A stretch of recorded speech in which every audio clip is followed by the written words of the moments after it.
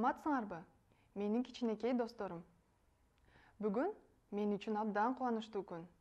Анткени мен силер менен экран аркылуу мекен таануу сабагынан жолугушуп жатамын. Анда туура отуруунун эрежесин сактап, ыңгайлуу отургула. Эмесе окуу китебиңерди алып, сабакка көңүл бурабыз. Балдар, бул эмне? Бул коён. Анын маанайы кандай? Маанайы көңүлдүү. Силердин дагы көңүлүңөр ачык, сабакка даяр деп ишенемин. Бүгүнкү сабактын темасы жүрүм-турум эрежелери. Анда бүгүнкү сабакта жүрүм-турум эрежелери менен таанышасыңар. Аларды кайсы учурда колдонуу керек экендигин түшүнөсүңөр.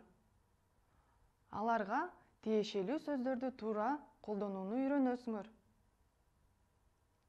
Балдар, бүгүнкү сабакта жаныбарлар дүйнөсүнө саякатка чыгалы. Алардын үй бүлөсү менен таанышалы. Даярсыңарбы? Кеттик, анда эмесе. Токойдун аракетчил, эң эле токойдун эрежесин бузбаган жаныбарлар кайсылар? Ооба, коенектер. Бул алардын баласы бөжөк. Токойдун эң күчтүү жаныбарлары аюулар. Ал эми алардын балдары мамалактар. Бир күнү коёндор менен аюулар чогулуп, токойго балдарына тамак алып келгени кетишет. Анан аюунун баласы мамалак эшикке чыгып, ойногонго дос таппай калат. Ошол учурда аны бөжөк көрүп калат. Эмне болду? Эмне ыйлап жатасың? Деп сурады бөжөк. Мени эч ким жакшы көрбөйт, эч ким менен достошпойт, деп өңгүрөдү мамалак. Ыйлаба мамалак, мен сага сыйкырдуу сөздөрдү үйрөтөйүн. Сен ал сөздөрдү айтсаң, досуң көбөйөт, деди бөжөк. Бөжөк кандай сыйкырдуу сөздөрдү үйрөтөт деп ойлойсуңар, балдар? Туура айтасыңар. Уруксатпы? Кечириңиз? Рахмат. Саламатсызбы? Амансызбы? Кутман таң. Кутман күн. Кутман кеч. Тамак абдан даамдуу болуптур. Рахмат. Бөжөк мамалакка сырдуу сөздөрдү үйрөттү. Биз дагы үйрөнүп алдыкпы, балдар? Азаматсыңар. Эми, балдар, мамалактын досу көбөйдү деп ойлойсуңарбы? Ооба, мамалактын достору көбөйдү. Анткени ал сыйкырдуу сөздөрдү үйрөндү. Келгиле анда, ал сөздөрдү силер менен чогуу кайталайлы. Саламатсызбы? Амансызбы? Кутман таң. Кутман күн. Кутман кеч. Рахмат. Кечириңиз. Тамак абдан даамдуу болуптур. Рахмат. Уруксатпы? Демек, мына ушул сөздөрдү силер дагы унутпай, күнүгө колдонсоңор, силердин дагы досторуңар көп болот деп ишенем. Кыргыз элинде карысы бардын ырысы бар деген макал бар. Карысы деген ким? Туура, улуу муундагы адамдар. Алар кимдер эле? Ооба, чоң ата, чоң эне, тайата, тайэне. Ал эми ырысы деген сөздү кандай түшүндүңөр? Ырысы деген бактысы деген мааниде. Эми, балдар, келгиле тыныгуу көнүгүүсүн биргеликте жасайлы. Бул көнүгүүдөн биздин үй бүлөбүздү чагылдырып, жана манжалардын аталыштарын эске сактап калдык. Балдар, көнүгүүдөн көргөндөй эле үй бүлөдөгү адамдарды үй бүлө мүчөлөрү дейбиз. Үй бүлөдөгү негизги жүрүм-турум эрежелерин билесиңерби? Бул сүрөт аркылуу эмнени айтууга болот? Бул сүрөттө саламдашуу адебин айтууга болот. Адеп башы саламдашуу деп бабаларыбыз айткан. Кичүү киши улуу кишиге салам айтат. Эшиктен кирген адам үйдөгүлөргө биринчи салам берет. Эркек бала кыздарга биринчи саламдашат. Саламдашуу аркылуу адамдар бири-бирине тынчтык, жакшылык, эсендик каалашат. Балдар, тааныш же бейтааныш эки адам же болбосо аталарыбыз кездешип калган учурда кантип учурашышкан? Туура. Бир адам экинчи адамга салам берсе, ал адам алик алып, саламга жооп берген. Саламды толук түрдө «Ассалому алейкум» деп айтат. Алик алганда да толук түрдө «Ва алейкум ассалам» деп айтуусу керек. «Ассалому алейкум» дегени сизге тынчтык болсун деген маанини туюнтат.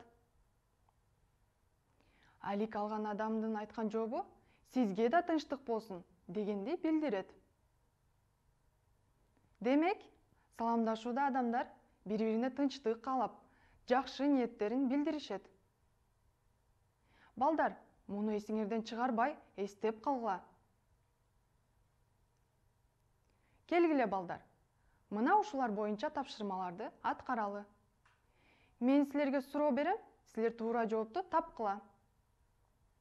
Бир үй бүлө тамак жеп отурса, Асан эшиктен кирип келет. Ошондо биринчи ким салам бериш керек? Жоопторго көңүл бургула. Чоң ата салам берет. Үй бүлө биринчи саламдашат. Эшиктен кирип келген адам саламдашат. Ойлонуп, туура жоопту айтып көргүлөчү. Чоң ата салам береби? Жок. Анда үй бүлө саламдашабы? Жок. Эшиктен кирип келген адам саламдашабы?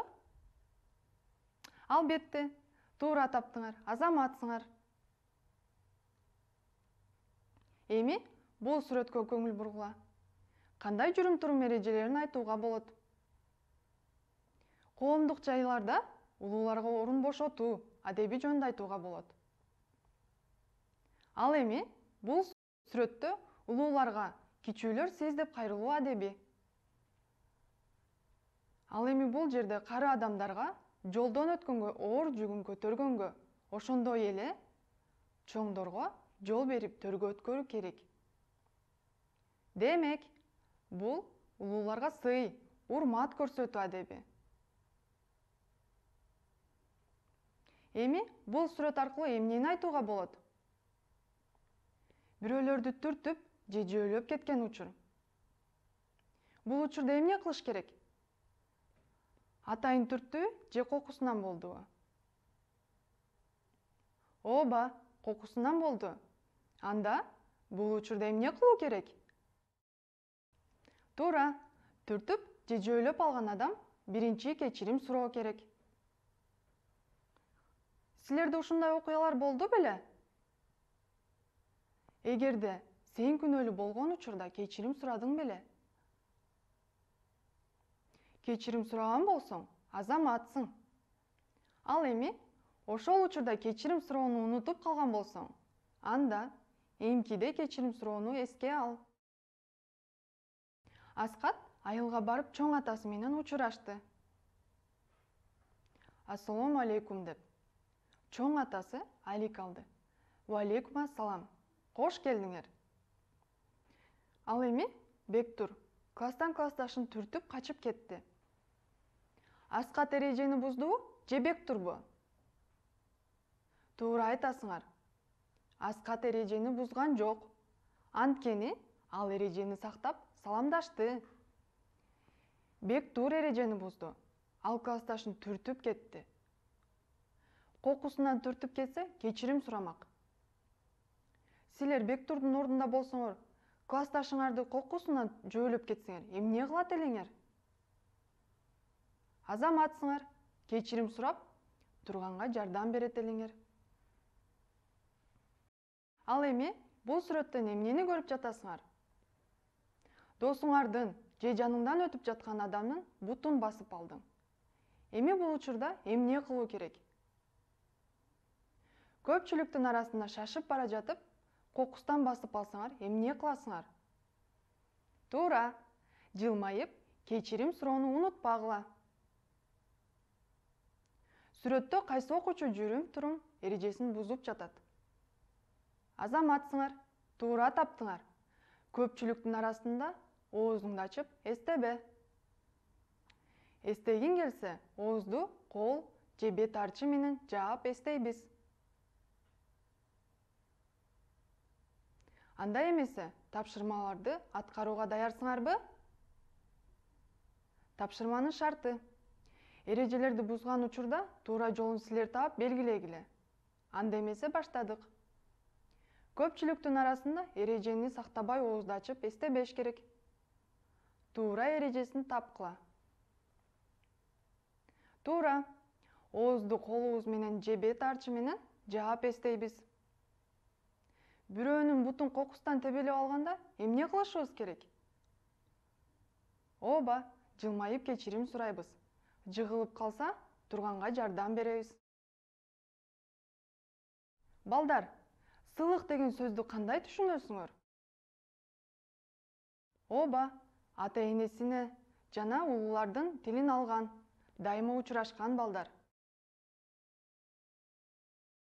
Кимди көрүп жатасыңар? Ооба, окуучу. Окуучу өзүнүн досторунун арасында кандай алып жүрүүсү зарыл? Албетте, классташтарынын, досторунун арасында мактанбай, калпайтпай, бири-бирине жардам берүү керек. Мисалы, бирөө жыгылып калса, аны шылдыңдабай, тескерисинче, аны тургузууга жардам берет. Тапшырманын шарты эсиңердеби, балдар? Анда баштайлы. Балдар, сыйлык деген сөздү кандай түшүнөсүңөр? Ооба, ата-энесинин жана улуулардын тилин алган, дайыма учурашкан балдар. Окуучу өзүнүн досторунун арасында кандай алып жүрүүсү зарыл? Албетте, классташтарынын, досторунун арасында мактанбай, калпайтпай, бири-бирине жардам бериш керек. Кана балдар, бүгүн эмнелерди үйрөндүк? Ооба, жүрүм-турум эрежелерин үйрөндүк. Бөжөк мамалакка сыйкырдуу сөздөрдү үйрөттү. Кандай сыйкырдуу сөздөрдү үйрөндүк? Келгиле, чогуу кайталайлы. Саламатсызбы? Амансызбы? Кутман таң, кутман күн, кутман кеч. Рахмат. Кечириңиз. Тамак абдан даамдуу болуптур. Рахмат. Уруксатпы? Демек, бөжөк жардамдашканды жакшы көрөт экен. Силер дагы досторуңарга сыйкырдуу сөздөрдү үйрөткүлө. Чогуу кайталайлы. Жардам керек болгон бардык адамдарга жардам берем. Улууларды сыйлап, алардын сөзүн эки кылбаймын. Сыйкырдуу сөздөр менен достошоммун. Эмесе балдар, ушуну менен бүгүнкү мекен таануу сабагы аяктады. Кийинки сабакта көрүшкөнчө сак саламатта болгула.